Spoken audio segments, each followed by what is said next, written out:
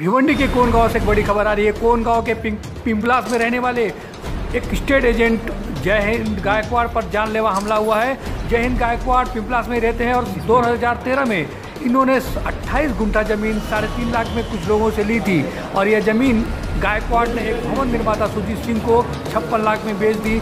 जैसे ही भवन निर्माता सुजीत सिंह ने अपने कंस्ट्रक्शन का काम यहाँ शुरू किया, ज़मीन बेचने वालों को पता चला कि गायकवाड़ ने 3.5 लाख रुपए में ली गई ज़मीन 56 लाख में बेची है। इसके बाद दबाव बनाना शुरू हो गया। गायकवाड़ पर यह दबाव बनाया जा रहा था कि वह और भी पैसे उन लोगों को दे, लेकिन गायकवाड़ ने साफ इनकार कर दिया।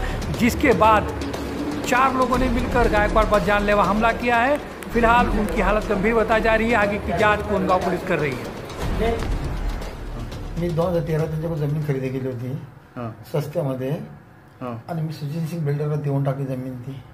त्यांची लालच वार त्या पैशावर ते मला ते 8-10 दिवसापूर्वी मला भेटले तिथे गावावर, बोलतो आम्हाला पैसे पाहिजे।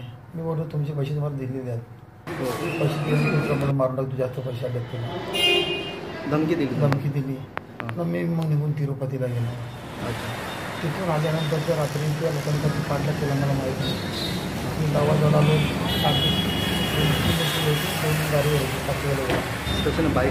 बाईकने होते, 2 बाईक होते, मला आले। मला त्यांनी काच करून मी काच काढली, त्यांना पैसे काढले आणि डायरेक्ट आतमध्ये लॉक खोलला आणि एकाने दंड्याने आणि कोयत्याने दुसऱ्यांदा हात घाला भेटला आणि ते मागून त्याला खलास करायचा जागेवर जोराने वार करतो। मी सर्व वार कोयतेवाल्या पण समजत होतो, कोयत्याने समोर तर माझ्या घरावर मारतात, त्याला माझ्या खांद्या गेलं। दुसऱ्यानंतर माझ्या डोक्या मारता एक वार दुसऱ्यांनी हातावर केला। मी समोर आरडाओरडा केला, नंतर ते लोक तिथून भाग पळून गेले। ते काय पैसे मागत होते तुमच्याकडून? पैसे मागत होते माझ्याकडे, कुठल्याचे पैसे माझे तुला जास्त भाव लागून आम्हाला जास्त पैसे पाहिजे। जेव्हा तुमचा हल्ला झाला तेव्हा बिल्डरला सुजीत सिंग त्यांनी सांगितलं सुजीत सिंगला तू जमीन विकली, त्याची पण आम्हाला पैसे पाहिजे जास्त। त्यांना पण धमकी दिली? हो, मी सांगितलं ती जमीन मी काहीतरी मुलांना विकलेली आहे, पण ते मी तुम्हाला कशी पैसे देणार त्याची? डायरेक्ट तुला बोलून मारून टाकतो, डायरेक्ट तुला खलास करायचं। मी जर गाडीतून बाहेर उतरत असतो ना तर मला डायरेक्ट खलास करायचं। नशीब माझी मी वाचलो। कोण होते सर? नाव काय? तो एक इंद्रजित अशोक पाटील, एक समुद्री पाटील विलास भाऊजी आणि 2-3-4 होती, मला ओळखलेच नाही। आणि ते सर्व घरवाले पण ते जागे होते, त्यांनी फटाफट दरवाजे लावून ते पळाले।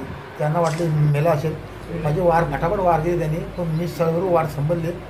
2 फक्त खांद्यावर आणि हातावर लागला आणि काठीने माझ्या हातावर लागलं, मग ते पळून गेले। पळून गेले। त्यांना वाटलं त्याचे भरपूर वार झाले। मी लय वार संपले, माझी गाडी दरवाज्यावर वार संपले त्यांचे आणि पळून गेल्यानंतर ते बाईक घेऊन पळाले।